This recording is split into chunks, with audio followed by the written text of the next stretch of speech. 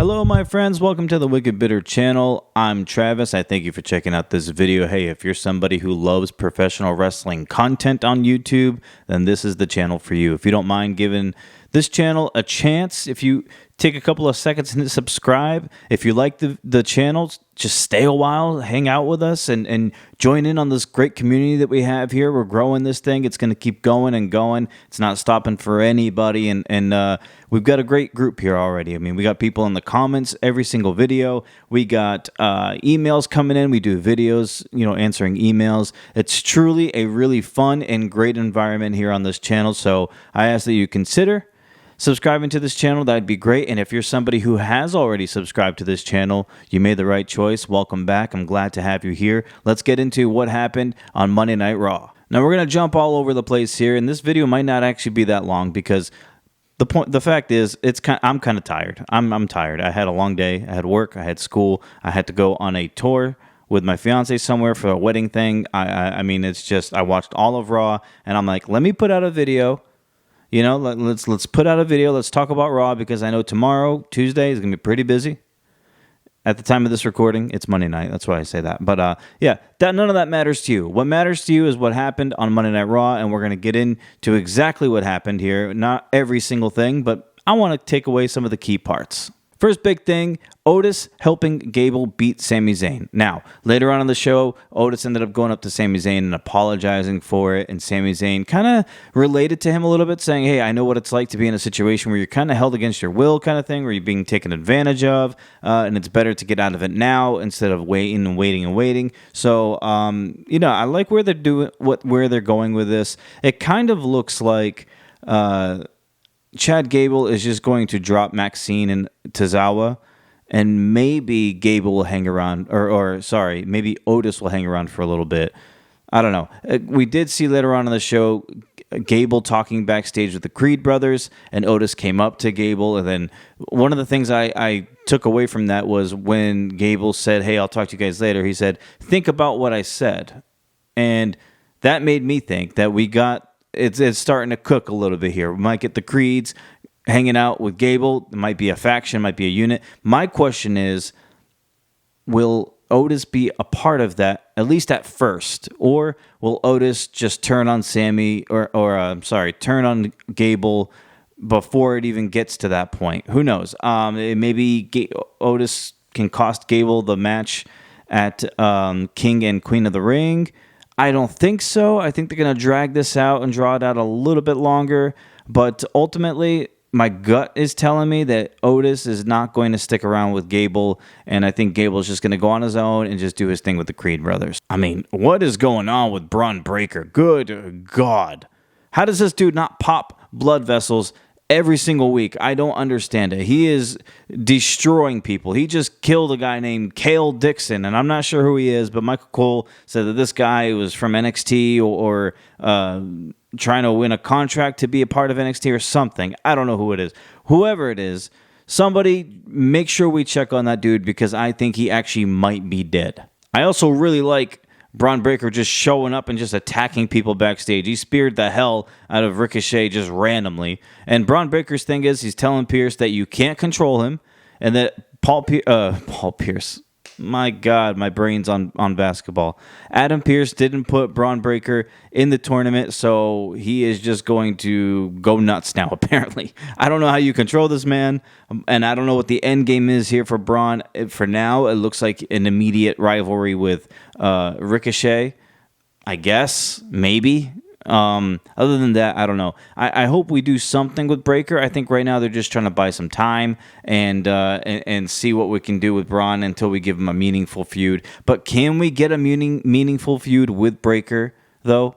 Like, will the feud with Breaker actually be worthwhile? Like, if it's just him versus Ricochet, not a lot of people are going to sink their teeth in that. No, not a lot of people are going to care. And you're going to fully expect Breaker to beat Ricochet. I'm wondering if Breaker is going to have like an actual feud with maybe somebody with the likes of maybe like Jey Uso or like even Rey Mysterio would give it some sort of credibility. I know we got to get there. I don't know how we get there or how it makes sense, but I don't know. I just hope Braun Breaker just doesn't spend his whole career on Raw just destroying people like easily, and like you just don't really care about Braun Breaker. I need something more of substance with this guy. We got another QR code. I'm not going to dive too much into it because it would take too long of a time. But I scanned the code that when it came up on the TV, and it led me to like this questionnaire kind of thing. It was weird. I don't know if you guys did it, but it was more of like question after question. It was like a good handful of questions, maybe like 5 or 6. And it was done specifically where you have to click the right button for it to actually show you the end result. Like it was yes and no questions, but like if you went out of like the way they needed it done, like out of the order, like they all basically had to be answered yes. If you answered one as in no, which I did the first time around, it kind of just reset and brought you all the way back. But if you go through and you hit yes on everything, it should bring you to a small snippet of a quick little clip, and then it has like these like I think it was like 8 or 9 box looking things, rectile. Rectile. What is going on with me? Rectangle. It should have like 8 or 9 rectangles, and you should be able to click each one of those, and they'll show you like a picture or like a clip of like I don't even know how to explain it. It was like a horror movie clip or something. I don't know. Very strange things. But one of the pictures I did find was that picture of like the symbol, like it looks like a stick figure almost. And then there was like little coordinates on one of them, on that one, and it was like on the corner. So I typed in the coordinates because I wanted to look up to see where this leads me. It led me to Rowan University, I think in New Jersey, but I don't think that part of it is really that important, because then I looked up like, what's the mascot? Like, is it a bird, like a night bird? It is a bird. It's an owl, but I was trying to see what the connection could be. The only thing I can think of, and it's the first like picture that shows up on my like Google Map thing or whatever, is the university. The building looks like it's like a tower, like similar to towers that you would see in like the UK, which then made me think of, okay, so King and Queen of the Ring may be there, or maybe in Scotland for Clash at the Castle. Maybe that's where we're gonna go. I don't know. There's gonna be people out there who can break this down better and figure out the clues better than I can. I didn't get too much out of that. There were other stuff, but I might have to make a whole nother video to dive into all that stuff. But as far as what I could see, that's the only guess that I have. I don't know. I still am sticking with what I've said before. I think the Wyatt Six are gonna show up at King and Queen of the Ring in Saudi Arabia, and I think they're going to interfere in the Cody versus Logan match, leading it to be a double DQ. I could be wrong. I'm just going to go with my gut, because right now I'm feeling kind of high on a pick I had. Lyra Valkyria. I chose her since day one here. If it wasn't going to be Chelsea Green, I'm not going to say that, but Chelsea Green would have been the one. But since Chelsea's not in there, I'm going with Lyra all the way. She ended up beating Io Sky. That was huge. Huge tonight for Lyra Valkyria. That's huge for her. So now that she beat Io, I'm thinking, yeah, she's got to beat Nia, or I don't know, if she gets in there with Bianca. See, here's the thing. I don't think Bianca is going to make it to the finals, because there's been recent rumors about her being pregnant or not. I don't know if that's true or not. It could have been dismissed already. I don't know. I don't know if I want to feed into it or not.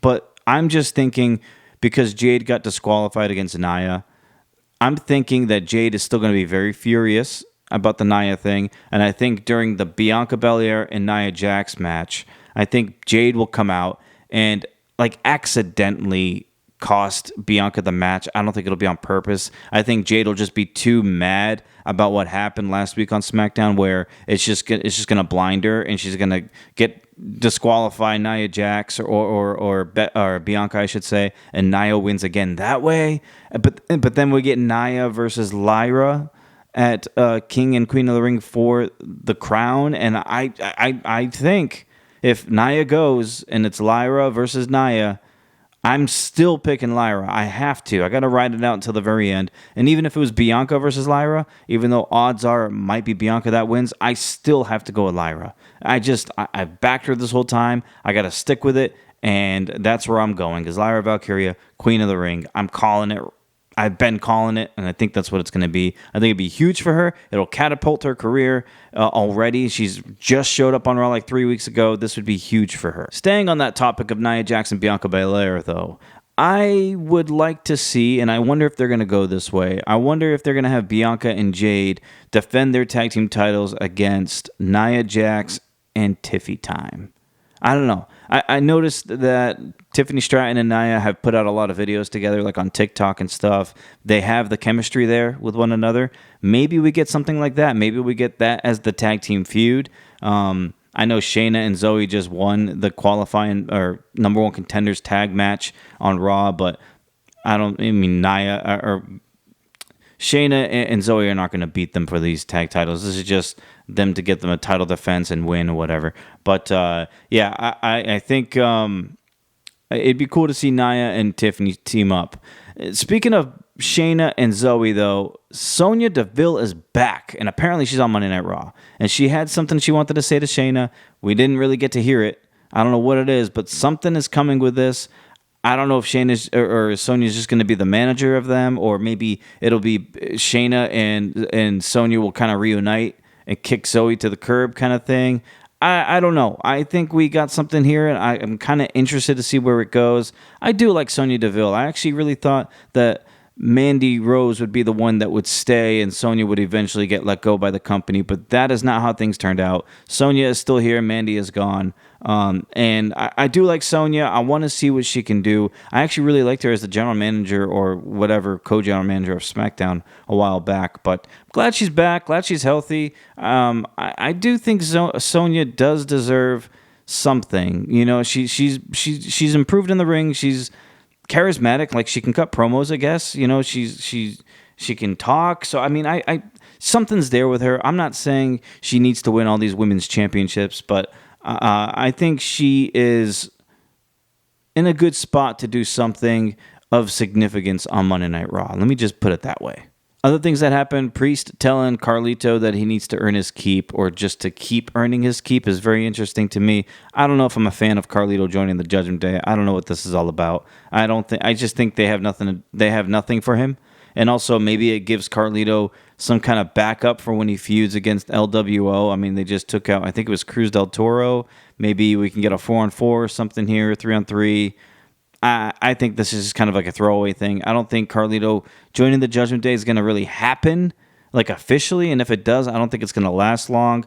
I don't know what this is all about. I think this is just a filler just because Dom's hurt and because they don't know what to do with Carlito right now. So I don't know. Very weird to me. Very weird. But it's cool. I like Carlito, so no pun intended, it's cool. Speaking of Judgment Day, I think we all saw, hopefully you guys saw it, I think it was before the show or when they were showing everybody walking in, they showed that Liv Morgan got out of the same car as Finn Balor, so this kind of throws a little, some flags for me.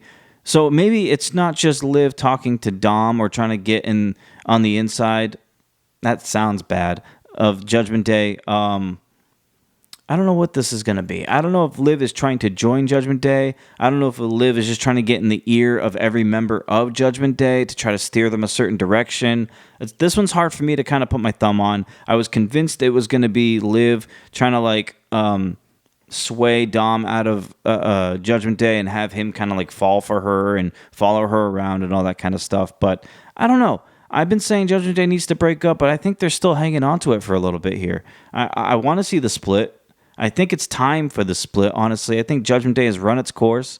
I wanted bigger and better things for them, but they did win championships, so I can't really say that. I just felt like I wanted more longevity out of them, and I wanted them to be like this dominant force, but they've kind of turned into like a joke almost, like a, I don't want to say jobbers, but they do lose often, and I know heels are supposed to lose a lot, but I don't know. I just thought I was expecting a little something different out of them.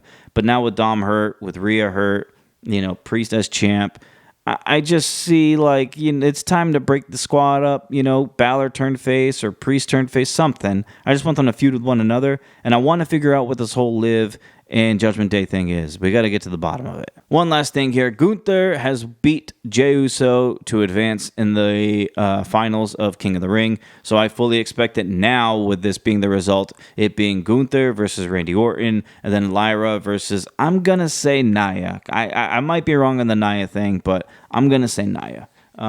Yeah, that's a cool Queen and King of the Ring matchup there, no matter what it is, what outcome it is. Can't wait for that PLE coming up this Saturday. You guys let me know your thoughts. How did you like Monday Night Raw, and what do you think is going to be the direction for Liv and Judgment Day, and also the King and the Queen of the Ring matches? What do you think the outcomes would be? I think we all are on board with Gunther at this point now. So what do you think about the women's? How does that go? But yeah, if you haven't subscribed, I ask that you please consider subscribing to this channel. We would love to have you here.